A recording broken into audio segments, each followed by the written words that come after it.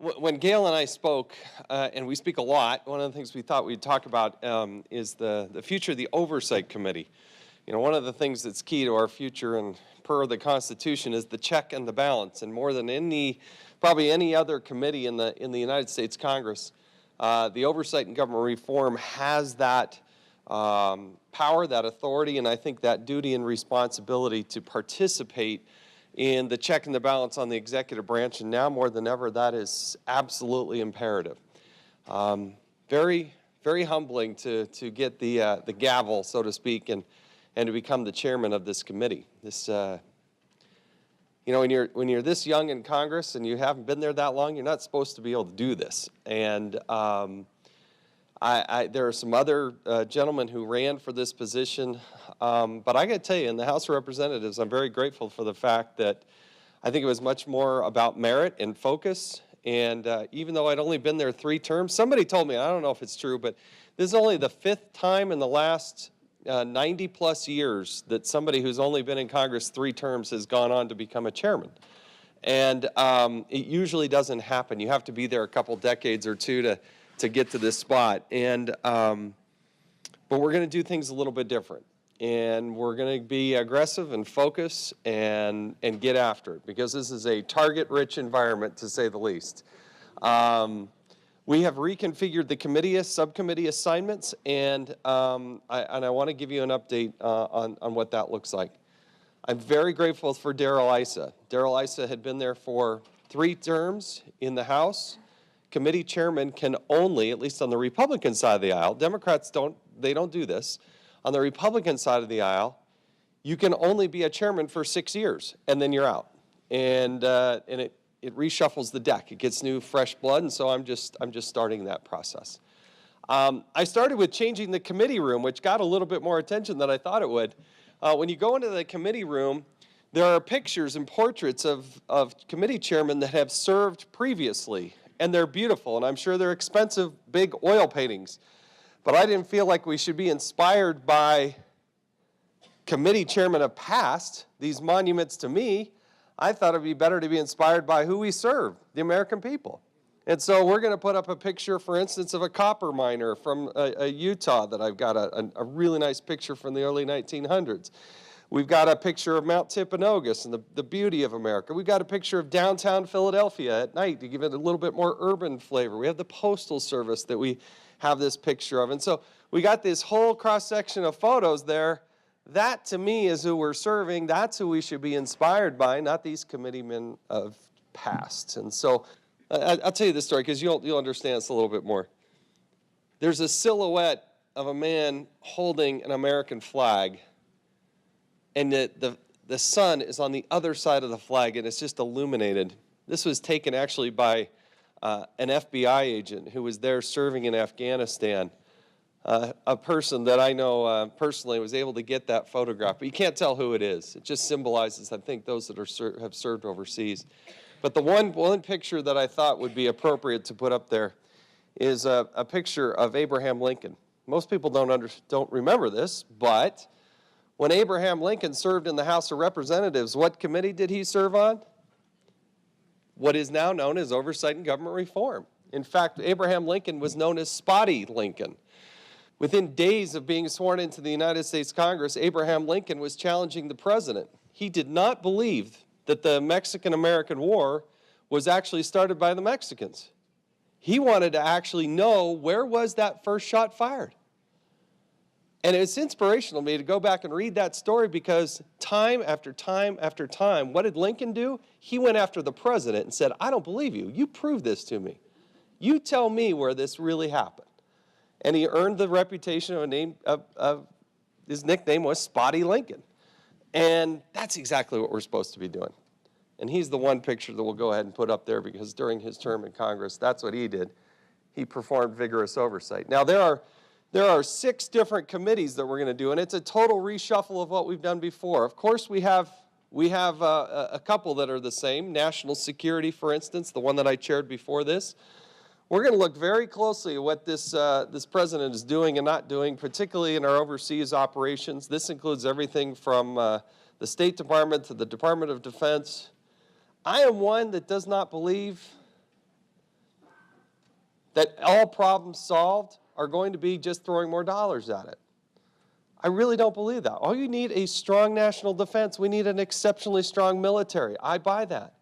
But I also believe that the waste, fraud, and abuse that's happening in the Department of Defense is so excessive by the billions and billions and billions of dollars. And if we're going to serve the men and women who serve us in our United States military, we owe it to them to make sure that we dive deep on this. We're going to look at the State Department and what they're doing with overseas buildings. What Hillary Clinton did, think about it, she served there for 4 years as the Secretary of State. Can you name a single thing that went right?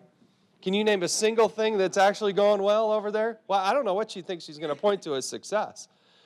One of the things that she changed from the time that Colin Powell was the Secretary of State, he came up with a standard embassy design.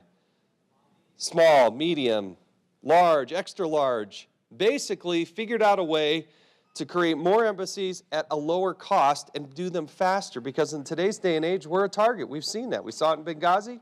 We've seen it in Dar es Salaam. We've seen it in the past. We've been there. We have to have fortified structures in order to protect the Americans that are serving overseas. Did she do that? No. She changed it. This is a program that has multiple reports saying it costs more and they did more, it costs less and did more. She changed it. It's called Design Excellence. And at some point I'm going to get you this video that the State Department produced where they say, and I'm paraphrasing, you would think that diplomacy is about talking to people. No, no, no, no. It's about architecture. Architecture determines and exemplifies America. Architecture? I mean, I want to have a beautiful building, but at what cost? And the consequence is we were building like a dozen or so buildings overseas, refurbishing some of the old ones and making them more secure. Now we're down to like 2 or 3 of those. And it's an absolute disaster. And we're going to dive further into that. We have a new committee that Jim Jordan's one of my favorite members of Congress, a good friend of, you would love Jim Jordan. He is tenacious. It's called Healthcare Benefits and Administrative Rules. Particularly this last part. Of course, we're going to get after Obamacare. Of course, Ms. Tavener is probably going to come back before the committee before she retires. Of course, we're going to keep after Mr. Gruber and those folks.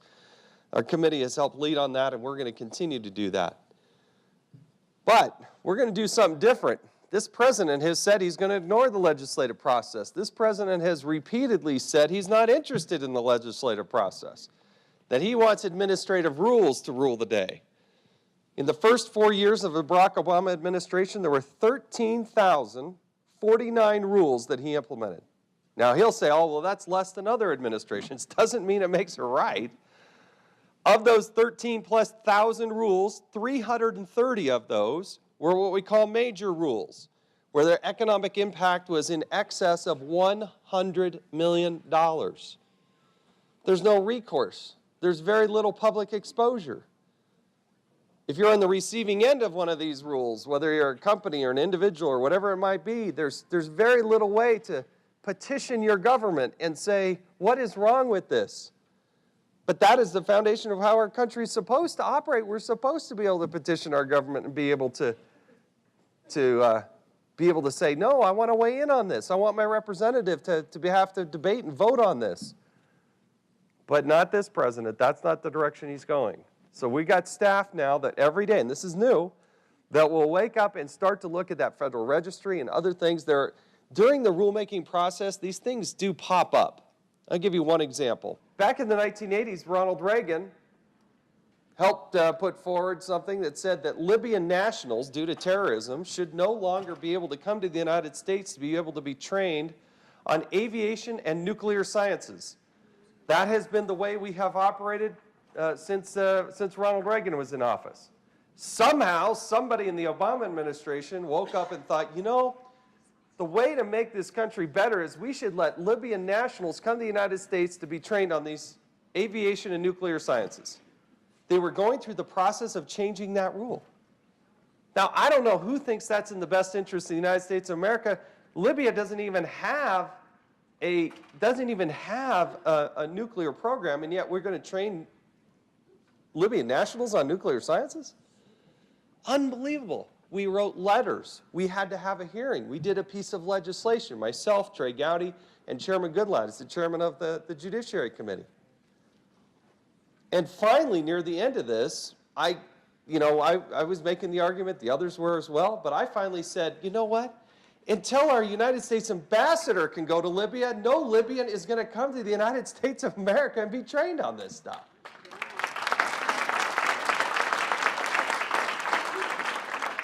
We will continue to pursue this and try to be that check and the balance and draw light and sunshine on what President Obama is trying to do with these rules. Government operations. Government operations is the biggest of my subcommittees. Mark Meadows, a gentleman out of North Carolina, who I know you'd love if you were here, if he was here with you, is going to lead this subcommittee. Everything from census to National Archives to you name it. There are so many things that fall in there. See, as you look at oversight and government reform, there are no bounds to our jurisdiction. None. We can go anywhere and everywhere. So we try to take every single cabinet-level agency and have them accountable somewhere. This is the biggest one in terms of government operations. And one of the things that I think is important that we have worked on for a while, but we're going to take a very renewed effort. It was at the tail end when I first got elected, but when they do a census and you have Americans who are serving overseas in an expatriate capacity or as a missionary capacity, the United States Census should count those people. They're Americans, they're serving overseas in a temporary capacity. We have jurisdiction on the census, and I can assure you our delegation is going to be working to make sure that those missionaries are counted and counted properly for each and every state. We have another one that's called Transportation and Public Assets. There are more than 77,000 federally owned buildings that are either not used at all or totally underutilized, according to various government watchdog groups and the government itself. As amazing as it seems, those are just the excess, 77,000. And these are not little cheap, inexpensive, tough sheds sitting on some corner of some worthless piece of land. These things are worth things. They're worth a lot. So we're working desperately to try to get the administration to dispose of these, not just dispose of them and keep them as public entities, but to sell them back to the private sector. And we will continue to pursue that. There's another one that's called, it's the Interior Subcommittee. We've never had a chairman of the Oversight and Government Reform Committee that has been from the Intermountain West. We have energy issues. We have land issues. And I can tell you, we're in a very good position with Rob Bishop as the new chairman of Natural Resources, myself working in the Oversight and Government Reform, Cynthia Lummis, who's the congresswoman from Wyoming. She is going to be our subcommittee chairman on this.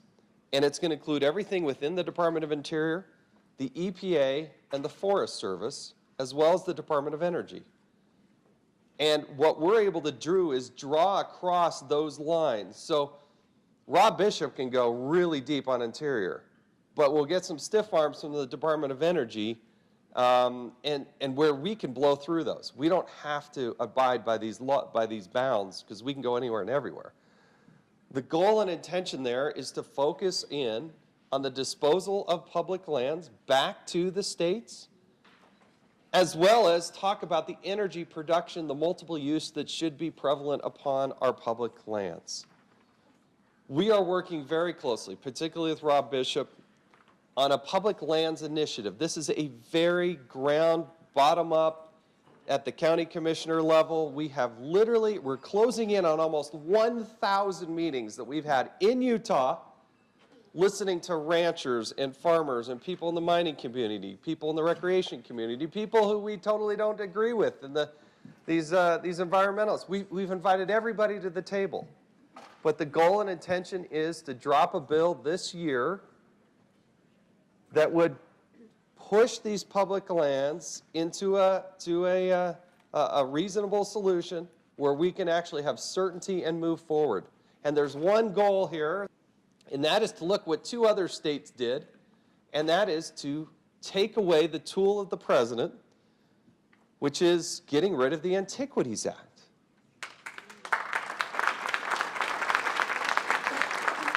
So that's one of the goals. If we can get these counties and they agree and we can get them as united as possible and put forward a bill that also takes away the President's Antiquities Act powers within those counties, I think that would be a very laudable goal. We're going to do a lot with that Interior Subcommittee. Great expectations there, and we're going to do a lot. Last one I want to mention is a new committee we've never had, which is called the IT, or Information Technology Subcommittee. Not only looking at cybersecurity, but also looking at acquisitions, about emerging technologies, about cloud computing and how the government does this. There's going to be a report that will come out from the government now that we're into the new year saying basically that we spend about $100 billion a year on IT. $100 billion. I mean, the entire state budget for the state of Utah is something like, what, $13–14 billion? Federal government spends $100 billion on IT, and it doesn't work. It's terrible. I mean, it's awful. I can't name a department of agents or an agency that says, yeah, ours is really good. And they're spending the money. But we're going to look deeply into that. We have a gentleman named Will Hurd who's going to be the chair for us. He's out of Texas, and I've got a lot of things there that I want to dive into. I was on MSNBC last week in the wake of what happened in Paris. And they were grilling me. They basically wanted me to say something I didn't want to say. And I told them, I said, listen, we're not going to give up every liberty in the name of security. That's just not who we are as a people. I don't buy the idea.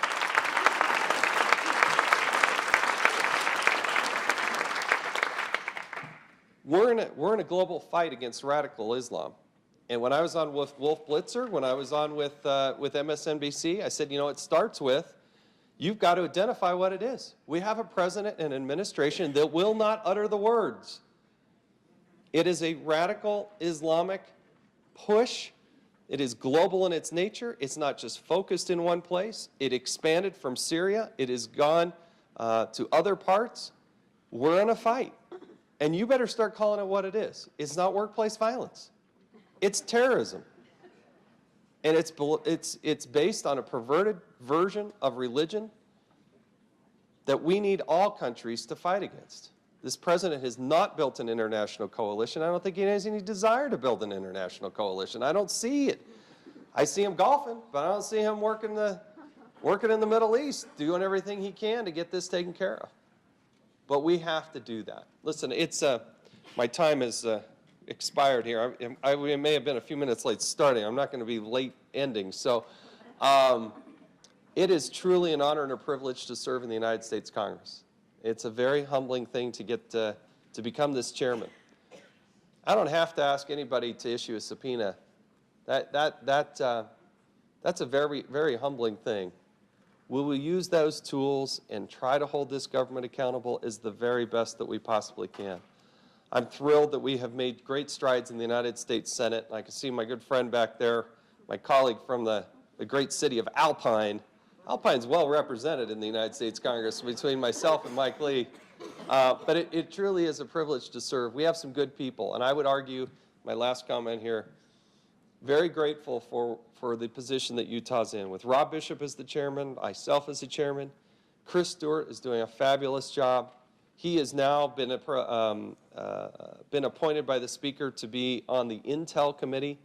They get to see a bit of intelligence the rest of us don't see. He's a good, solid conservative. His first year, his first term, he's in appropriations. That's incredible. I love the fact that Chris is there in that position. Mia Love is off to a fabulous start. She's on what we call an A committee. Very few freshmen get on an A-level committee in financial services, and she's off to a roaring start as well. But it's an honor and privilege to serve and work with our colleagues here in the Senate, and we've got a lot we got to tackle. But thank you so much for having me here. Thanks to Gail and Don and all of you. You've been so good to me and so kind. So thank you again for having me here today. Appreciate it.